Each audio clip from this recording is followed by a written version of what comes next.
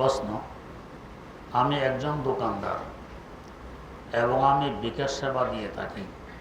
কোনো ব্যক্তি যদি আমার দোকানে বিকাশে 1015 টাকা উঠিয়ে বিকাশে ক্যাশ আউট করে, তাহলে আমি তাকে 1000 টাকা দিই এবং সেবা দেওয়ার জন্য বিকাশ আমাকে 5 টাকা কমিশন দেয়। এই 5 টাকা কমিশন আমার জন্য গ্রহণ বৈধ কিনা? উত্তর, এই 5 টাকা গ্রহণ তো বৈধ, তবে আপনি যে কোম্পানির সাথে চুক্তি করছেন, বিকাশের চুক্তির মধ্যে সুদের চুক্তি আছে। এই পরিমাণ টাকা এতদিন থাকলে সুদ আসবে। ওই চুক্তিতে স্বাক্ষর করা আপনার গুনাহ হবে, সুদের চুক্তি করা এটাও হারাম, গুনাহের কাজ। প্রশ্ন, আল্লাহ হযরতের হায়াতে বরকত দান করুন। সূরা ইখলাস 310 থেকে 200 বার পড়ার ক্ষেত্রে যে ফজিলত বর্ণনা করা হয়েছে, তা পাওয়ার জন্য কি প্রতিবার বিসমিল্লাহ পড়া জরুরি? উত্তর, একতলু কি পাওয়ার জন্য বলা হয়েছে এটা আমার জানা নেই। দ্বিতীয়ত, কোনো সূরা পড়লে সূরার শুরুতে বিসমিল্লাহ পড়া মুস্তাহাব, এই হিসাবে পড়াই ভালো। প্রশ্ন, একের অধিক বিবাহ করার ক্ষেত্রে কি কি শর্ত পালন জরুরি একজন পুরুষের জন্য, এবং কোন কোন ক্ষেত্রে জায়েজ? আগের স্ত্রীগণ এর অনুমতি লাগবে কিনা? বিস্তারিত কোন কিতাবে পাওয়া যাবে? উত্তর, কোরআন শরীফের যে আয়াতে আছে, ফানকিহু মা তাবা লাকুম মিনান নিসা মাসনা ওয়া সুলাসা ওয়া রুবা, এই আয়াতের তাফসীর দেখে নেবেন, সেখানে পাওয়া যাবে। প্রশ্ন, আত্মহত্যা কি মহাপাপ? কেউ যদি আত্মহত্যা করে মারা যায় তাহলে কিভাবে দোয়া করব? উত্তর, আত্মহত্যা শুধু মহাপাপ নয়, অনেক বড় মহাপাপ। ধমকি আছে, জাহান্নামে থাকবে চিরদিন। হ্যাঁ, যদি ঈমান নিয়ে যেতে পারে, অনেক লম্বা সময় যার উপর চিরদিন বলা যায়, এর উপর ঈমানের কারণ নাজাত পাবে, কিন্তু লম্বা সময় জাহান্নামে থাকা লাগবে। আল্লাহ হেফাজত করুন। প্রশ্ন, রূহ, আত্মা, রোহে হামনার, রোহে কুটি, বাকি দুটি রুহের নাম ভুলে গিয়েছি ভাই। রুহে কুটিও আমি ভুলে গেছি, এটা আমারও জানা নেই। প্রশ্ন, আল্লাহ তাআলা হুজুরকে দীর্ঘ নেক হায়াত দান করুন। আমার পিতা মাতা বাইতুল্লাহ জিয়ারতের প্রত্যাশী। আমার পিতা মাতার জন্য দোয়ার দরখাস্ত, আল্লাহ যেন তাদের বাইতুল্লাহ জিয়ারতের তৌফিক দান করুন। আমিন। আমরা এখানে যারা আছি সবাইকে আল্লাহ পাক বারবার বাইতুল্লাহ এবং মসজিদে নববীর জিয়ারত নসিব করুন। আমিন। প্রশ্ন, মেয়েদের নামাজ পড়ার সময় হলকের শেষ অংশ থেকে থুতনির নিচের অংশটা কি ঢেকে রাখতে হবে, নাকি শুধু গলার অংশটা ঢেকে রাখলেই চলবে? থুতনির নিচের অংশ যতটুকু সম্ভব ঢাকার চেষ্টা করবে।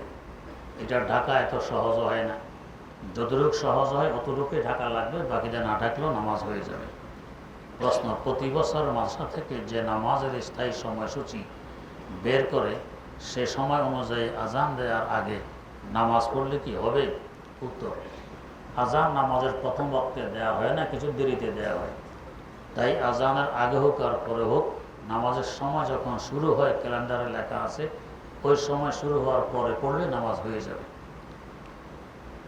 প্রশ্ন, মেয়েরা কি ইমিটেশন কিংবা সিটি গোল্ডের আংটি পরতে পারবে? উত্তর, জি না, পারবে না।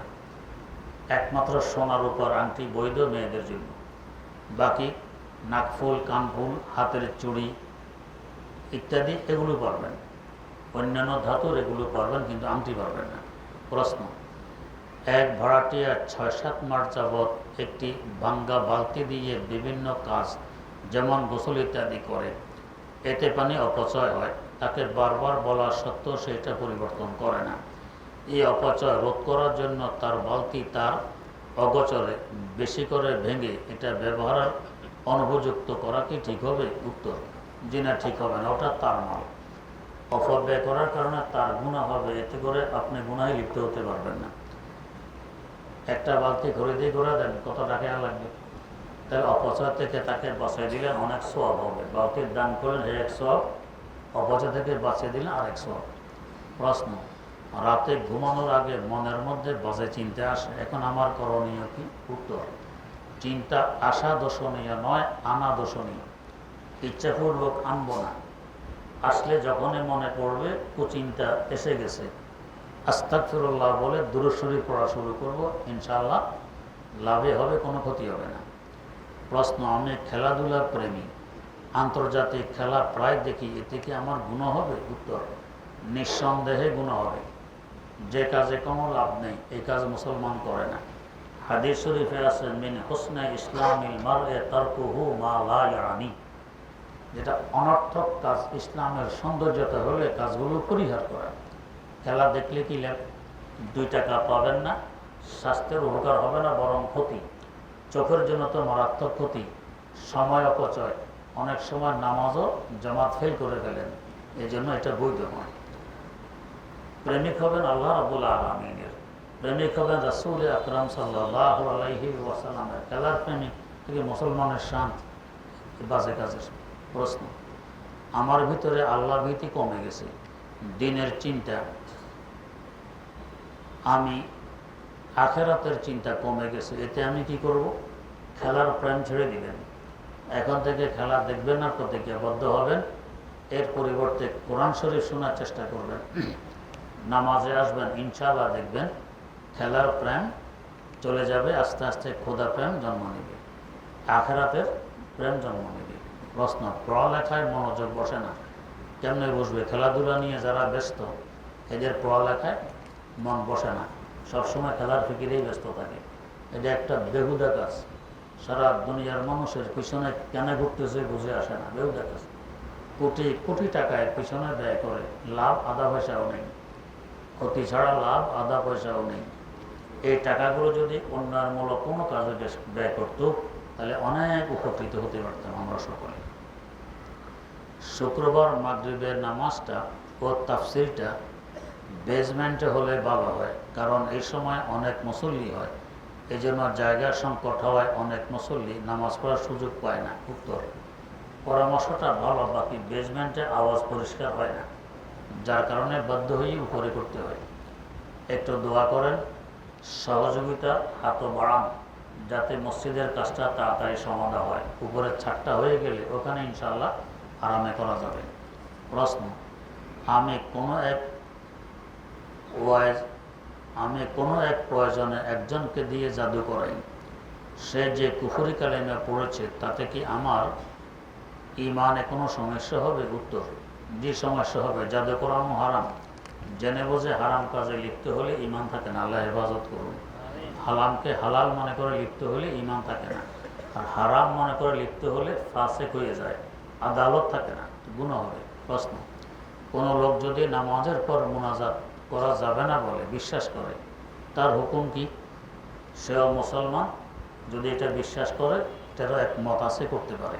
প্রশ্ন, হক্কানি আলেম চেনার উপায় কি? সুন্নত মোতাবেক আমল করে কিনা, এবং তার সংসর্গে আসলে আখরাতের কথা বেশি মনে পড়ে কিনা, দুনিয়ার প্রতি ঘৃণা জন্মে কিনা, বিভিন্ন আলামত আছে, তো বুঝবেন যে উনি হক্কানি। প্রশ্ন, পাত্র হিসাবে একজন ভালো আলেম খুঁজছি, দোয়া করবেন, আল্লাহ রাব্বুল আলামিন ভালো পরহেজগার আলেমের ব্যবস্থা করে দেন। প্রশ্ন, জুমার নামাজের পর ইমামের জন্য উচ্চ আওয়াজে দোয়া করা উত্তম নাকি আস্তে করা উত্তম? শুধু জুমার নামাজ না, প্রত্যেক নামাজে দোয়া আস্তে করতে হয়। জোরে করতে গেলে অনেক মানুষ মাসবুক হয়, পুরা নামাজ পায় না, বাকি নামাজগুলো সে সালামের পর দাঁড়াইয়ে আদায় করে। আপনি জোরে জোরে দোয়া করলে তার কানে এগুলো বাজে, এতে করে নামাজের সমস্যা হয়, ব্যাঘাত ঘটে। তাই দোয়া আস্তে করা চাই। এবং কোরআন শরীফ আছে, তাদের খুফিয়া, তোমরা দোয়া করো কান্নাকাটি সহকারে এবং নীরবে, আস্তে আস্তে দোয়া বেশি কবুল হয়। তাই নামাজের পরে আমরা আস্তেই দোয়া করি, আর অন্যান্য সময় জোরে করে তালিমের নিয়তে, যাতে মানুষ বোঝে দোয়া এভাবে করতে হয়। প্রশ্ন, জুমার খুতবা প্রথম সিঁড়িতে দাঁড়াইয়া দেয়া সুন্নত নাকি দ্বিতীয় সিঁড়িতে দাঁড়াইয়া দেয়া সুন্নত? উত্তর, যে কোনো এক সিঁড়িতে দাঁড়ায় দিলে সুন্নত আদায় হয়। রাসূল আকরাম সাল্লাল্লাহু আলাইহি ওয়াসাল্লাম উপরের সিঁড়িতে দাঁড়াইয়ে দিতেন, আবু বকর সিদ্দিক রাদিয়াল্লাহু আনহু দ্বিতীয় সিঁড়িতে দাঁড়াইয়ে দিতেন, ওমর ফারুক রাদিয়াল্লাহু আনহু তৃতীয় সিঁড়িতে দাঁড়াইয়ে দিতেন। ওসমান গনি রাদিয়াল্লাহু তাআলা আনহু উপরের সিটে দাঁড়ায় দিতেন। তো আমল প্রত্যেক সিটে দাঁড়ায় দেওয়ারে আছে, তো যেখানে আপনার সুবিধা হয় সেখানে দাঁড়ায় দিতে পারবেন। তবে ইমদাদুল মুফতিন নামক কিতাবে লিখেছে উপর সিটে দাঁড়ায় দেওয়া ভালো। কেন? রাসূল আকরাম সাল্লাল্লাহু আলাইহি ওয়াসাল্লাম উপর সিটে দাঁড়ায় দিতেন এবং তৃতীয় খলিফা ওসমান গনি রাদিয়াল্লাহু আনহু উপর সিটে দাঁড়ায় দিতেন। এটা ডবল সুন্নাত। প্রশ্ন, আল্লাহ আপনাকে নেক হায়াত দান করুন। আমার মা মহিলাদের মজমায় বসে আপনার বয়ান শুনছেন, সে বেশ অসুস্থ, তার অসুস্থতা কামনা আপনার কাছে দৌড় আবেদন। আল্লাহ আমাদের সকলকে আপনার মায়ের পাশাপাশি সুস্থ করে দেন। হালাল ও প্রশস্ত রিজিকের জন্য কোনো আমল শিখে দিলে ভালো হয়। আল্লাহুম্মা কফিনি বিহালালিকা আন হারামিক ওয়া আগনিনি বিফজলিকা আম্মান সিওয়াক, বেশি বেশি পড়বেন। প্রশ্ন, আল্লাহ হুজুরকে নেক হায়াত দান করুন। বেশ কিছুদিন আগে হুজুর তাফসিরে বলেন যে আল্লাহর এক ওলি দোকানের সামনে দিয়ে যাচ্ছেন। দোকানদার ওনাকে দেখে বললেন যে হুজুর আপনার দাড়ি শ্রেষ্ঠ না কুকুর শ্রেষ্ঠ? হুজুর বললেন আমি মারা যাওয়ার পর বলতে পারবো। ঘটনা যাই হোক, এ আল্লাহর ওলির নাম বলার জন্য হুজুরকে অনুরোধ করছি। উত্তর, খুতবাতে হাকিমুল ইসলামে ঘটনাটি উল্লেখ আছে, সেখানে নাম উল্লেখ নেই। প্রশ্ন, কিছু নাস্তিক মার্কা রাজনীতিবিদেরা বলে কোরআনের কথায় হ্যাঁ কোথাও কি আছে? কোরআনের কোথায় ইকোনমিক্স আছে, কোথায় বিজ্ঞান আছে? উত্তর, এগুলো না থাকাই কোরআনের ফজিলত। এখন এক ব্যক্তি অনেক বড় ইঞ্জিনিয়ার, জুতা পালিশ করতে জানে না। এখন কেউ যে বলে ইঞ্জিনিয়ার তো ঠিক জুতা পালিশ করতে পারে না, পারে জুতা পালিশ করতে। এটা জুতা পালিশ করতে পারে, ইঞ্জিনিয়ার বাড়ে না কমে? কমে। তা কোরআন তো ওই সমস্ত আলোচনা করবে যেগুলো মানুষের জ্ঞানের ঊর্ধ্বে, মানুষের ব্রেনে আসবে না, এগুলো করবে। যেগুলো ব্রেন দিয়ে সম্ভব এগুলো কোরআন কেন করবে? নিম্ন কাজ কোরআন তো করে না। যেটা ব্রেন দিয়ে সম্ভব কোরআন তো এটা করবে না। তাই ইকোনমিক্স থাকবে কেন? নাস্তিকের এতটুকু বুঝ নেই যে কোরআন এসেছে কি জন্য। প্রশ্ন, কওমি মাদ্রাসায় কোথায় ইকোনমিক্স পড়ায়? মোল্লারা দেশ চালাতে পারবে না। দেশ চালাতে পারবে কি পারবে না? আফগানিস্তান দিকে তাকাইয়ে দেখুন, সব তো মোল্লা কওমি মাদ্রাসায় পড়ুয়া। কত অল্প দেশে যেখানে প্রায় 40 বছর যাবৎ যুদ্ধ চলছে। আমাদের দেশের যুদ্ধ চলছিল 71-এ মাত্র 9 মাস। দুর্ভিক্ষ কেমন দেখা দিয়েছিল তখন আমি ছোট, বুঝতাম না, এখন বুঝি।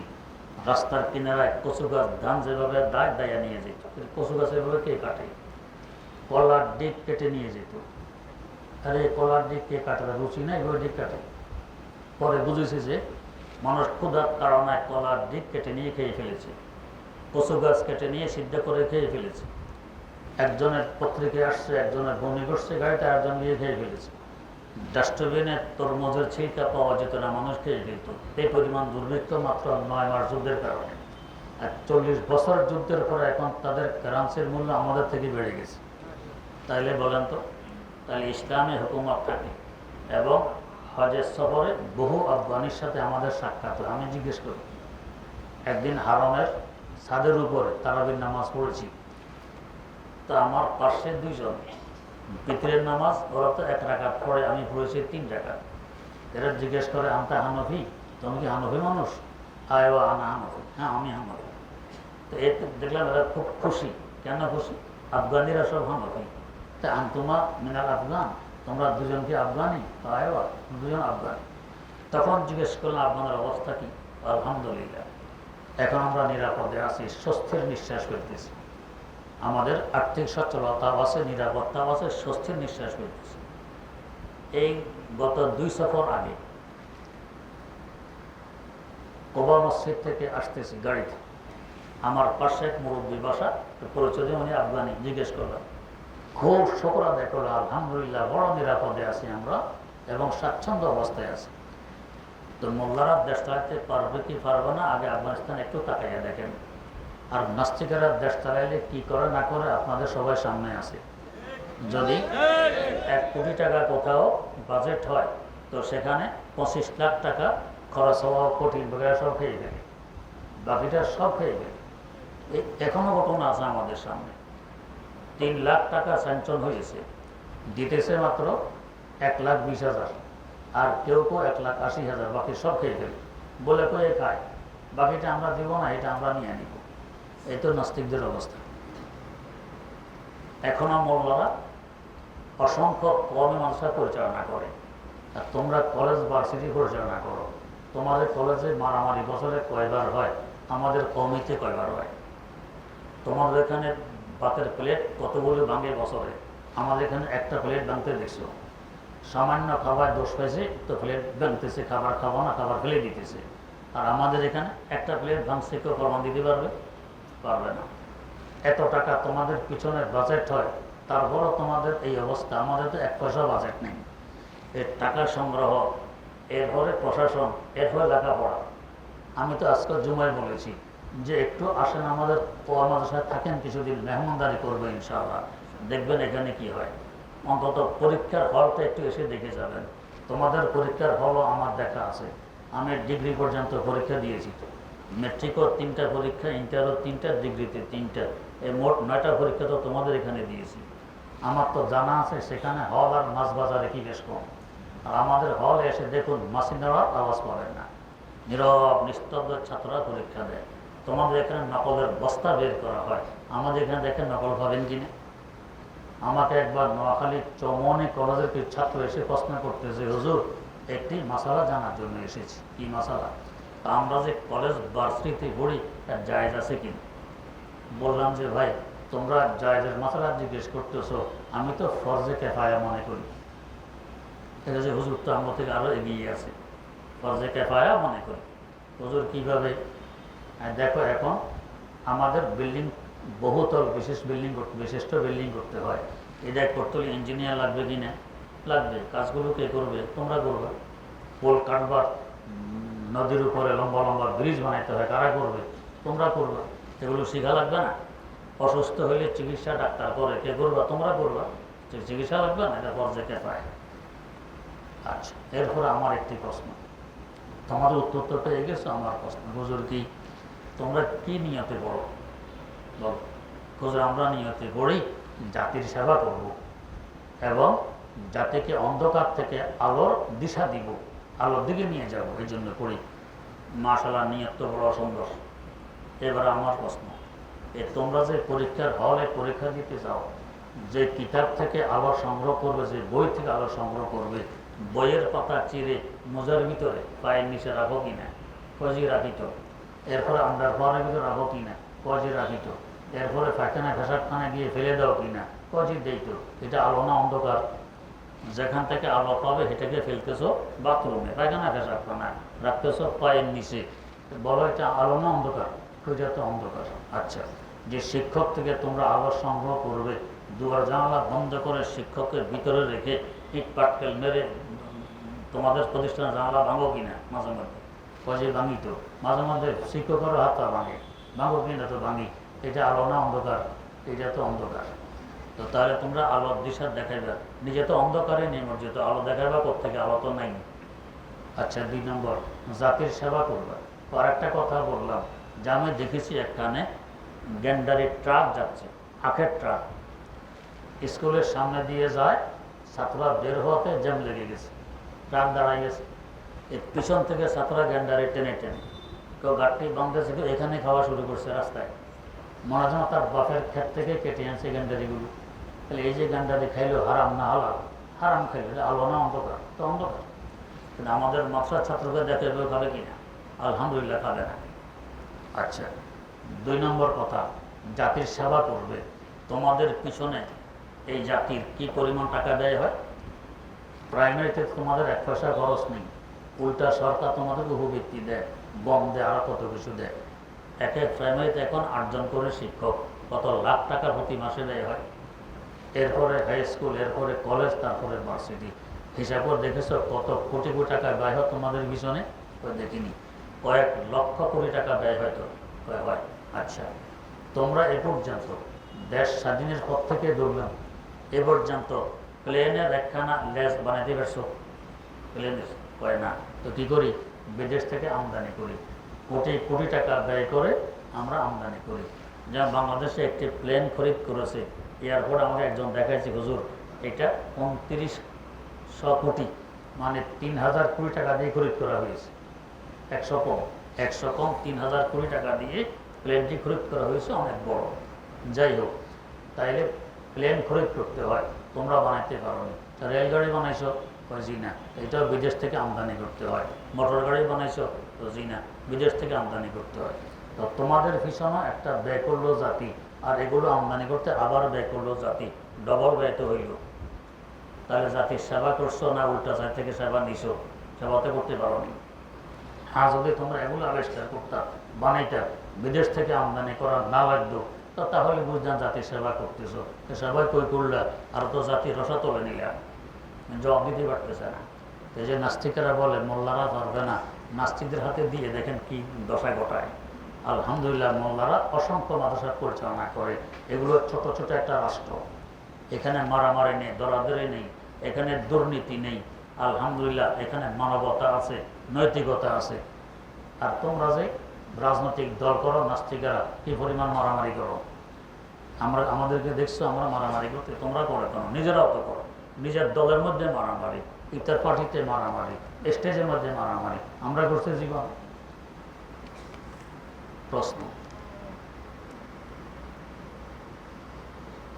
ঢাকায় বসবাসরত অবস্থায় কেউ মারা গেলে তাকে কোথায় দাফন দিলে সে কবরে সওয়াব পাবে? এটার জন্য নিয়ম হলো, যে যেখানে মারা যাবে, যত কাছে কবরস্থান আছে সেখানে দাফন করবে, দূরে নিয়ে যাবে না। কবরস্থান যত কাছে আসে সেখানে দাফন করার নিয়ম। দ্বিতীয় হজরত মাওলানা ইউসুফ রহমতুল্লাহ আলাইহি ওসিয়ত ছিল, আমি যদি রেলগাড়িতে মারা যাই তো প্রথম যে স্টেশন রেলগাড়িটা থামবে এখানের পাশে কোথাও আমাকে দাফন করে দিবে, অমুকখানে নিতে হবে, এই সমস্ত করবা না, ওইখানে দাফন করবা।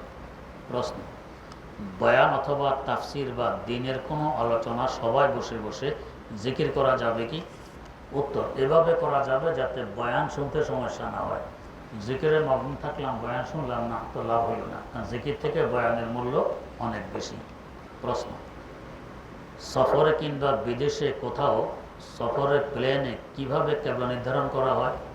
উত্তর, বিভিন্ন প্লেনে কেবলা ওঠে, এদিকে কেবলা, আর আপনি নির্ধারণ করতে না পারলে প্লেনের কর্তৃপক্ষ যারা আছে, বিমান বালা আছে, ওদেরকে জিজ্ঞেস করে, অনেকে বলতে পারে কেবলা অমুক দিকে। প্রশ্ন, একজনকে বলতে শুনেছি কেবলা শুধু জমিনের জন্য, আসমানের জন্য কোনো কেবলা নেই। উত্তর, এটা একবারে গলত কথা। একবারে আরশের মহলা পর্যন্ত সব জায়গায় কেবলা আছে, কেবলা নেই এ কথা বলা গলত কথা।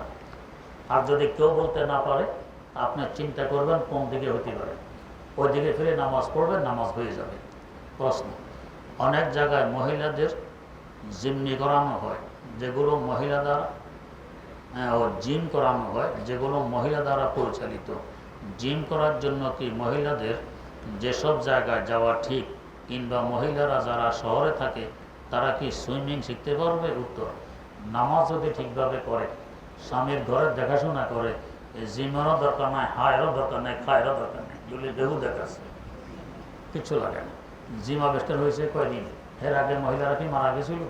বরং এখন যে পরিমাণ মহিলারা রোগী আর অসুস্থ, আগে এগুলো ছিল না। প্রশ্ন,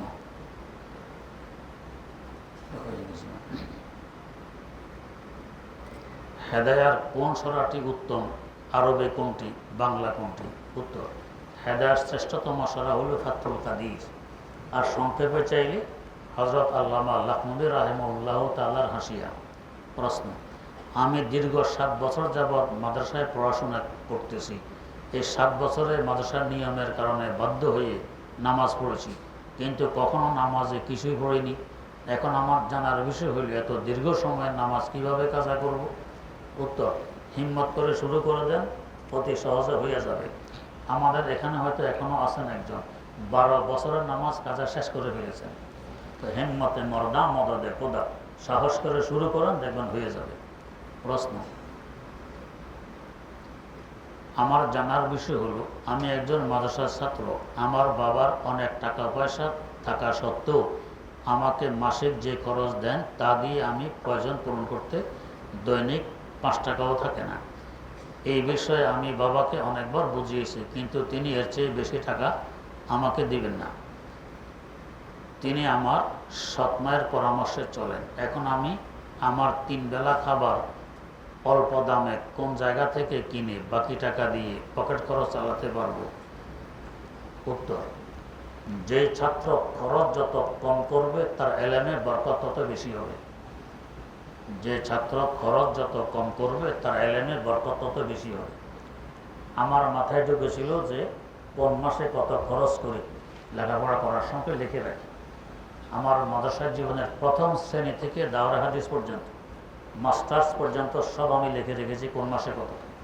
তো প্রথম যখন পড়েছি, আমাদের বাড়ি থেকে 5 কিলোমিটার দূরে মাদ্রাসা, 5 বছর। সেখানে আমার যেই মাসে বেশি খরচ হয়েছে 3 টাকা, এর বেশি কোনো মাসে খরচ হয়নি। এরপরে এখানে আর ক্লাস নেই, আরেক মাদ্রাসায় গেলাম বাড়ি থেকে 20 কিলোমিটার দূরে। এখানে যেই মাসে বেশি খরচ হয়েছে 10 টাকা, এর বেশি খরচ হয়নি।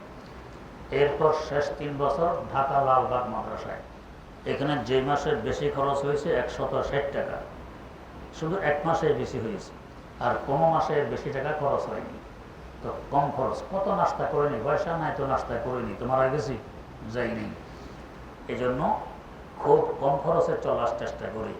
ইনশাআল্লাহ হিম্মত করে দিনের কাছে থাকলে আমার আল্লাহর ওয়াদা, ওয়াল্লাযীনা জাহাদু ফীনা লানাহদিয়ান্নাহুম সুবুলানা, যে আল্লাহর রাস্তায় চলতে চায় আল্লাহ তাকে ব্যবস্থা করে দেন। হযরত সৈয়দ শরীফ, সৈয়দ বংশের একজন বড় আলেম, নাহল মীরের কেউ বলে লেখক সৈয়দ শরীফ। উনি শরহে মাতালে পড়বেন খুব লেখকের কাছে গিয়ে, অনেক কষ্ট করে সফর করে লেখকের কাছে গেছেন, 600-700 বছর আগের কথা। লেখক বললেন যে আমি বৃদ্ধ হয়ে গেছি, আমার চোখের উপরে চামড়া ঝুলে নিচের দিকে নেমে চোখ বন্ধ হয়ে গেছে, দেখতে হলে হাতে টেনে চামড়া তুলে তারপরে দেখতে হয়। অতএব আমার কাছে পড়লে তোমার তৃপ্তি হবে না। তবে রোমে আমার একজন ছাত্র আছে, নাম হলো মোবারক শাহ, তার কাছে গিয়ে পড়লে তোমার তৃপ্তি হবে। তার কাছে পড়া আমার কাছে পড়া এক সমান। সৈয়দ শরীফ রোমে গেছেন সফর করে কিতাবটা পড়তেন। এরপরে ওনার কাছে গিয়ে বললেন, হুজুর আপনার ওস্তাদের কাছে গিয়েছিলেন কিতাব পড়তে, অনেক বার্ধক্যজনিত কারণে আমাকে পড়াতে রাজি হননি, আপনার কাছে পাঠিয়েছেন, আপনার কাছে পড়তে চাই। উনি পরীক্ষা করবেন আসলে পড়তে আসছে নাকি। বলে আমি তো মুফতে পড়াই না, তো কি দিতে হয়? তো দৈনিক একটি স্বর্ণ মুদ্রা দিতে হয়, তারপরে পড়াই। ও ঠিক আছে দিব। দেবেন করতে গিয়ে, ওনার বাড়ি হলো উজবেকিস্তান, গেছে কোথায় রোম, সাধারণ কথা। তো সেখানে কোথায় পাবেন পয়সা? শেষ মাস স্থির করলেন কি রাস্তার কিনারে বসে ভিক্ষা করব। ভিক্ষা করে 1 দিনার হবে, ওটা দিয়ে করব। এর শর্ত দিলেন, হুজুর আপনার শর্ত আমি মানি, আমার একটা কথা কই কি, প্রত্যেক দিন হয়তো দিতে পারবো না, যেদিন করবো সেদিন তো পড়াবেন, কহা পড়াবো। তাইলে যে কয়েকদিনে 1 দিনার হবে, তা রোগ স্বর্ণ মুদ্রা হবে, এরপরে ওনাকে দিব, ওই দিন পড়বো। এভাবে কয়েকদিন পড়ছেন। পড়ার পরে একবারটা জানতে হলো যে সৈয়দ বংশের একটা ছাত্র পড়তে চায়, পয়সার অভাবে ভিক্ষা করে পড়ে। বস ওই লোকটা এসে বলল যে তোমাকে আমি পয়সা দিলাম, দৈনিক 1 দিনার করে দিবে, এরপরে পড়বে। উনি পয়সা নিয়ে 1 দিনার করে দেন আর পড়েন। এবং ওস্তাদ বললেন কি, আমার সামনে বসতে পারবে না, বসবে ক্লাসের পিছনে, কোনো কথা বলতে পারবে না, যা আমি বলি শুধু শোনার অনুমতি আছে, বলতে পারবে না। ঠিক আছে, পিছনে বসেন, শুধু শোনেন, বলার অনুমতি নেই। তো ছাত্ররা যে রাত্রে থাকে কিতাব পড়ে, অনেক জোরে জোরে পড়তেন। ওস্তাদ মাঝে মধ্যে ঘুরতেন, কে কি পড়ে, কিভাবে পড়ে, না কোনো সময় নষ্ট করে। তো এক কামরার সামনে দিয়ে যেতে দেখেন যে এক ছাত্র পড়তেছে, বলতেছেন কিতাবের লেখক এই বলতেছে, ব্যাখ্যাকারী এই বলতেছে, আমি এই বলি, এভাবে কিতাব পড়তেছেন। উনি কতক্ষণ দাঁড়িয়ে শুনলেন যে আশ্চর্য ছেলে, তো যেভাবে আমি পড়াইছি হুবহু এইভাবে বলে, এরপরে তার নিজের কথা বলে, আরো ব্যাখ্যা সে তার থেকে পেশ করে। সকালে জিজ্ঞেস করলো অমুক কামরায় কে থাকে, তো হুজুর আমি। তো যাও, আজকে থেকে সামনে বসার অনুমতি দিলাম, প্রশ্ন করারও অনুমতি দিলাম।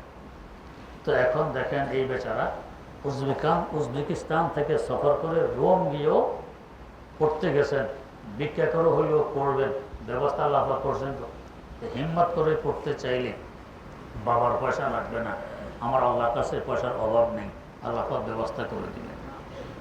প্রশ্ন, মুখমণ্ডল ব্যতীত কোনো ছবি গড়াবা দেয়ালে রাখার হুকুম কি? মুখমণ্ডল না থাকলে এটা ছবির হুকুমে আসে না, তবে মুখমণ্ডল ছাড়াও এটা বেহুদা কাজ। দেয়ালে কেন রাখবেন? বেহুদা কাজ মুসলমান করে না। হ্যাঁ, আগামী 10 নভেম্বর, আগামী 10 নভেম্বর কিবার হয়? সোমবার। ও আগামী 10 নভেম্বর সোমবার থেকে আমাদের মসজিদুল আকবর ঈদগাহ ময়দান, শাহ আলী থানা ইমাম পরিষদের উদ্যোগে 8ম তাফসির মাহফিল অনুষ্ঠিত হবে। আপনাদের সকলকে আমন্ত্রণ জানানো হচ্ছে তাফসির শোনার জন্য। নিজেও শুনতে যাব এবং শুনতে যাব এবং শুনতে যাব এবং শুনতে যাব এবং শুনতে যাব এবং শুনতে যাব এবং শুনতে যাব